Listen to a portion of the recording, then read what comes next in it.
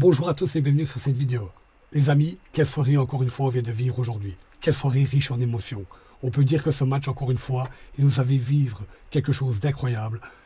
On va le décrypter tout de suite sans perdre une seule miette. Ne vous tracassez pas, on va revenir sur chaque moment de ce match. On peut déjà commencer par dire que dans ce match, en tout cas, on savait comment le Pays de Galles allait jouer aujourd'hui, puisque de toute façon, ce jeu à l'anglaise, on s'y attendait déjà, ce jeu direct, ce jeu qui n'allait pas nous laisser respirer.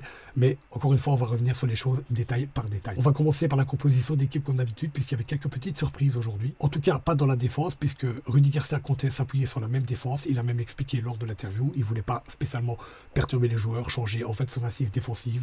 Alors ça peut se comprendre, même si je pense que du côté des supporters, on pensait qu'il pouvait peut-être y avoir un petit changement, mais en tout cas, ce ne sera pas pour cette fois-ci, car c'est surtout au milieu de terrain qu'il y aura des changements aujourd'hui. Ce milieu de terrain sera donc composé de Onana en milieu défensif à la place de Rascal cette fois-ci. Un peu plus haut, on aura la présence de Youri Tillman. De Bruyne, quant à lui, soutiendra l'attaquant qui était Lukaku, et à gauche, il y aura Trossard, et à droite, Jérémy Doku. Donc ça déjà, c'est une surprise, parce que voir Doku sur la droite, on sait que c'est pas l'habitude de la position où il préfère être joué, mais j'imagine que Rudy Garcia préférait mettre Trossard sur la gauche, qui est sa position en fait préférée. Peut-être qu'il pensait finalement que Doku serait plus efficace sur la droite, et je pense que ce ne serait pas une mauvaise chose. En tout cas, il y a des choses dans le match qui seront intéressantes à son niveau et qui seront à noter et à décrypter. Voilà, quelques petites surprises dans son 11 de base. En tout cas, on voit que Rudy Garcia a retenu les erreurs du match précédent, et en tout cas, il a envie de s'appuyer sur un milieu un peu plus solide. Je pense que, en tout cas, ça s'est confirmé dans ce match, mais on va y revenir là aussi. Déjà, ce qu'on peut remarquer, c'est que Rudy Garcia semble impliqué dans l'hymne national. En tout cas, on voit qu'il la chante, on voit qu'il a l'air de 10 mètres le cœur. En tout cas, ça, c'est quelque chose déjà qui, en tant que supporter, peut être intéressant pour nous à remarquer. Et donc, ça fait plaisir de voir un coach national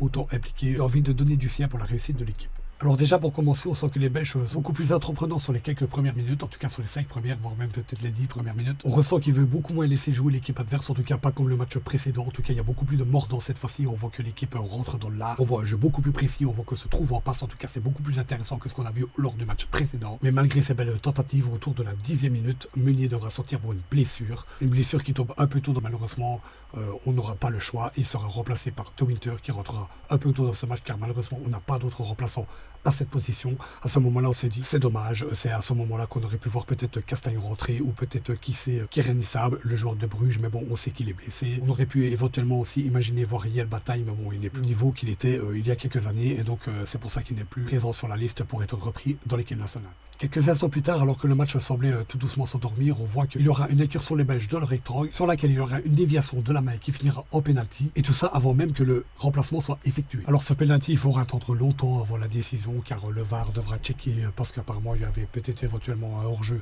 au départ de cette action, donc on devra attendre longtemps avant d'avoir la décision. Lukaku, heureusement, restera très calme pendant cette durée avant le tir de ce pénalty, et heureusement, il finira quand même par le convertir, malgré que cela a pris environ 4 minutes avant qu'il soit joué, puisque le pénalty a été tiré à la 13e minute alors qu'il était sifflé à la 9e. Donc voilà, Lukaku inscrira ce but sans aucun problème. Ce sera 1-0 pour la Belgique à ce moment-là. On peut dire qu'on est content, car on avait eu une petite frayeur un petit peu avant. On voyait quand même que les Belges étaient un petit peu mieux, mais en tout cas, voilà, c'est 1-0, et on peut dire que le score est intéressant pour l'équipe, en tout cas à ce moment. On va sauter directement l'occasion suivante, puisqu'à la 18e minute, il y aura cette occasion exceptionnelle de la Belgique, où on joue très vite. De Kuiper fait un centre incroyable après une passe qui faisait une ouverture vers lui. Après un beau démarquage, il centrera vers Tillman, qui reprendra ce tir en un temps et inscrira le 2-0 pour la Belgique. Vraiment, on sent que c'est bien parti. Donc cette frappe de Tillman, ce qui crucifie le gardien, sur laquelle il ne peut absolument rien faire, et c'est 2-0.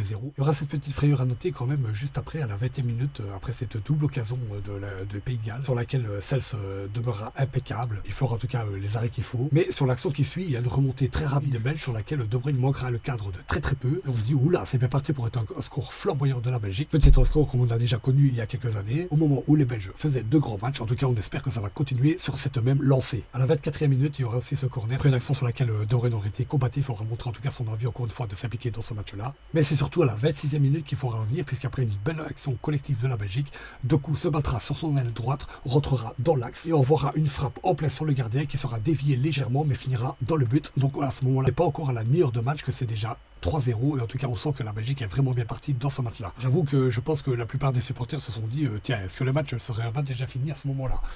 À 3-0, on n'est même pas à la mi-temps. On sent en plus que les joueurs, vu l'entrée qu'ils ont envie de mettre aujourd'hui, peut-être qu'ils peuvent faire encore mieux. Donc on a beaucoup d'espoir pour la suite de ce match. Malgré tout, à partir de ce moment-là, le Pays de Galles vont rentrer tout doucement dans le match. On va sentir qu'ils commencent tout doucement à s'installer, ils commencent à rentrer dans le camp des Belges. Au début, ça ne donnerait rien, car il y avait l'air d'avoir une bonne entente entre la défense et le milieu de terrain. Et il faut avouer que ça faisait plaisir à voir. Malgré une légère possession possession de balle supérieure des Pays de Galles. Ils n'arriveront pas à nous inquiéter jusqu'à ce moment où arrive ce penalty. Un petit peu avant ça, il y avait eu la carte jaune de Trossard qui était intervenu sur une contre-attaque de l'équipe adverse. En tout cas, il a bien fait à ce moment-là, car je pense que c'était une reconversion qui aurait pu être dangereuse. Et comme on dit, c'était une faute professionnelle et elle était nécessaire en vérité. On pouvait aussi noter une entente intéressante entre De Winter et De Cour à ce moment-là du match en tout cas. Et voilà, sur un corner qui arrivera à la 45e minute, il y aura ce penalty sur une sortie de 16 qui sera jugée fautive. Apparemment, il aurait touché le joueur. Bon, voilà, on va pas commencer à discuter, mais c'est sûr qu'en tout cas, c'était un petit peu décevant puisque ce penalty viendra marquer le score de 3-1. L'équipe donc de la Belgique, malgré quelques occasions un petit peu plus tard, rentrera sous ce score-là. On va revenir un petit peu plus tard, mais c'est ce qui va conditionner la suite de ce match. En résumé de cette mi-temps, je pense qu'en tout cas, la Belgique était beaucoup plus précis aujourd'hui, beaucoup plus efficace également. On voit que les joueurs se trouvaient beaucoup plus. En tout cas, ça semblait être beaucoup mieux que lors du match précédent contre la Macédoine du Nord. On sent que les joueurs en voulaient un petit peu plus. Et franchement, ça se voit tout de suite aussi bien dans le compartiment défensif que offensif. Il y a beaucoup plus d'action, il y a beaucoup plus d'envie. On cherche chaque fois à aller vers l'avant. On cherche l'homme libre. On essaye en tout cas de trouver la meilleure solution pour aller vers l'avant. Et en tout cas, on ressent que c'est vraiment comme ça que la Belgique doit jouer dans ce genre de match. Ce qui est triste en tout cas, c'est qu'à ce moment-là, on aurait pu déjà éteindre tout suspense puisqu'on a eu des très belles occasions avant ça. Et malheureusement, elles n'auront pas abouti. C'est pas comme ça que ça sera passé. Mais on va revenir sur cette deuxième mi-temps. Car cette deuxième mi-temps, malgré qu'elle ait bien commencé, finalement tout se passera très mal puisqu'à la 50e minute, il y a ce but qui viendra faire trembler tout un pays puisque les Pays de Galles réduiront le score, inscriront le 3-2, qui plus est sur une frappe totalement méritée. Juste un petit peu après, il y aura à la 56e cette belle frappe de De Bruyne sur une incursion de Doku, mais qui malheureusement donnera pas suite. Car elle finira en corner, mais malheureusement ça ne donnera rien. Et on ne verra pas grand chose jusqu'à la 62e minute. La plupart des supporters se disent la même chose que d'habitude. Avec la Belgique, il y a une mi-temps qui est toujours excellente, une qui est toujours mauvaise. Et là, de ce qu'on se rend compte, c'est que on dirait bien que la première était la bonne, la deuxième sera la mauvaise. Et on le sent vraiment mal pour la Belgique, puisque le Pays de Galles semble revenir dans ce match. Et encore une fois, on a beaucoup de questions à se poser. Surtout que la Belgique devient de plus en plus fébrile. Ça se confirmera quelques instants plus tard, puisqu'à la 68e minute, il y aura cette égalisation sur une errance complètement défensive. On ne sait pas ce qui se passe encore une fois. La défense des Belges ne s'entend pas. Ou alors c'est encore une fois une erreur d'équipe complètement. Mais quoi qu'il en soit, on se prend ce but. Et en plus de ça, c'est un petit peu comme des amateurs, puisque les joueurs se regardent. On n'a pas l'impression que les joueurs ont compris ce qui se passait autour d'eux à ce moment-là. Surtout qu'on se fait remonter et que là, du coup, c'est l'égalisation alors qu'on menait 3-0 en première mi-temps. Et là, encore une fois, on a des questions à se poser, car la Belgique est le seul pays à qui ça arrive, ce genre de truc, quoi. C'est vraiment des occasions que pourraient se prendre des moins de 15 ans, quoi, tu vois. Donc ça pose question pour l'avenir. Vraiment, ça pose question pour l'avenir. Mais bon, dans ce match-là, à ce moment-là, il reste 20 minutes. Tu te dis, est-ce que la Belgique va le faire? Est-ce qu'ils sont capables? En tout cas, tu as peur que ça se passe comme pour la Macédoine. D'ailleurs, tu as même un petit peu peur que les Pays de Galles viennent inscrire, eux, leur prochain but.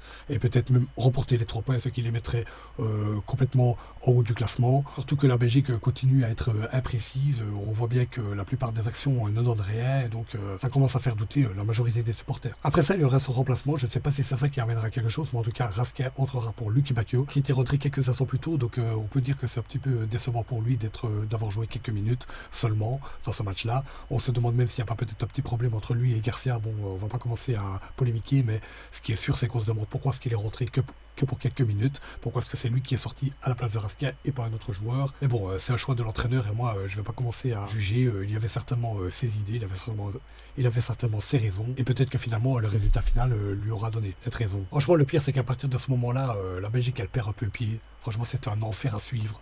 On se trouvait plus. On voyait que ça commençait à être vraiment très compliqué.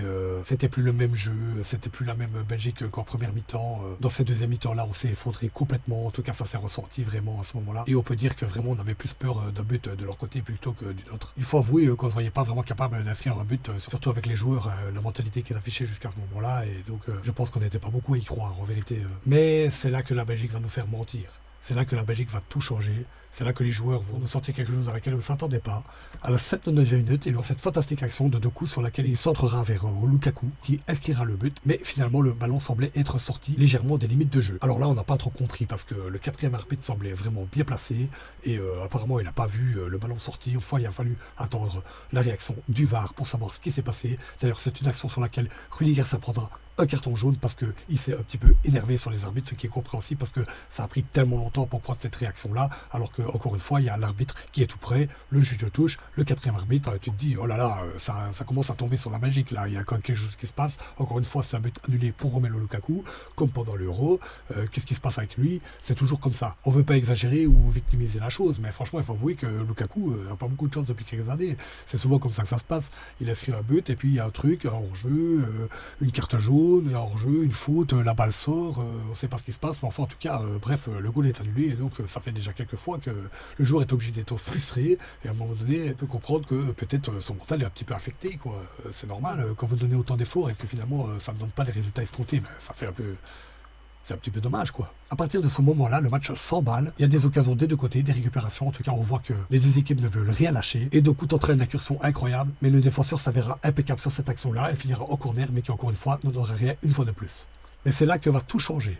Quelques instants plus tard, sur une interception de Tillmans, il va centrer impeccablement dans le rectangle. Kevin De Bruyne arrive, reprend du pied gauche, inscrit le but. Et là, on est à 4-3, les amis. C'est là que toutes les joies commencent à exploser. C'est là qu'on se rend compte que la tension est évacuée. C'est là qu'on se rend compte qu'il n'y a plus spécialement de frustration à avoir. Peut-être en tout cas qu'on a inscrit le but le plus important de ce match-là. Le but qu'on ne voyait pas arriver. Le but que seul un joueur comme Kevin De Bruyne pouvait inscrire. Et on commence à y croire plus que jamais. Ce qui est incroyable en plus, c'est que Kevin De Bruyne a inscrit ce but juste avant sa sortie. Puisque quelques secondes plus tard, il sera remplacé par Salemaekers. Ce remplacement qui, heureusement, finalement, a traîné. Imaginez si ce remplacement avait eu lieu plus tôt, peut-être que ce but ne serait jamais tombé. Donc franchement, on peut être heureux pour une fois que ça a un petit peu traîné.